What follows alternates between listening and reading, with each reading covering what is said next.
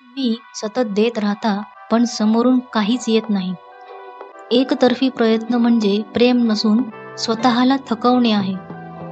मित्रांनो, तुमचं स्वागत आहे लेटिंग गो डे 6 मध्ये. आज आपण अशा नात्यांबद्दल बोलणार आहोत जिथे तुम्ही सतत देत असता पण समोरून परत काही मिळत नाही. एकतर्फी प्रयत्न करणे खूप वेदनादायक असते, परंतु ते ओळखणे आणि सोडून देणे ही मानसिक स्वच्छतेची पहिली पायरी आहे. एकतर्फी प्रयत्न नेहमी दुखावतात कारण तुम्ही सतत दुसऱ्यांना देत असता, त्यामुळे त्यांच्याकडून अपेक्षा असतात आणि त्या पूर्ण न झाल्याने तुमचे मन दुखावते. तुम्ही सतत देत आहात पण तुम्हाला किती मिळालं आहे? एकतर्फी प्रेम, मैत्री किंवा नातेसंबंध हे फक्त एकटे चालण्याचे एक प्रकार आहे. तुम्ही कदाचित विचार करत असाल, मला नाकारण्यात आले आहे का? तर नाही मित्रांनो, तुम्ही फक्त योग्य वेळेची वाट पाहत आहात. सतत दिले जाणारे प्रेम कधी कधी स्वतःला गमावते.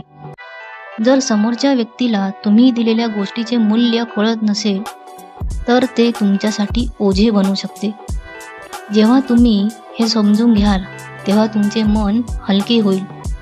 एकतर्फी प्रयत्न सोडून देणे म्हणजे द्वेष, तिरस्कार करणे नाही, तर फक्त स्वतःची निवड करणे आहे.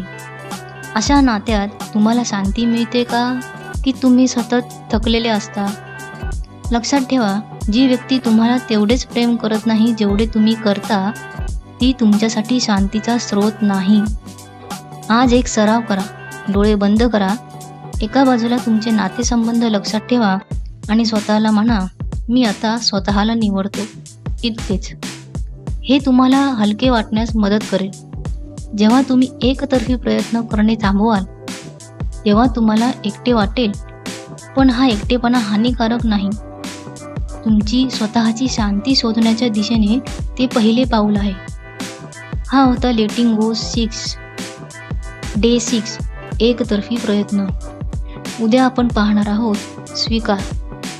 जर हा व्हिडिओ तुमच्या मनाला भावला असेल तर लाईक करा, शेअर करा, कमेंट्समध्ये लिहा, मी स्वतःला निवडतो आणि सबस्क्राईब करा.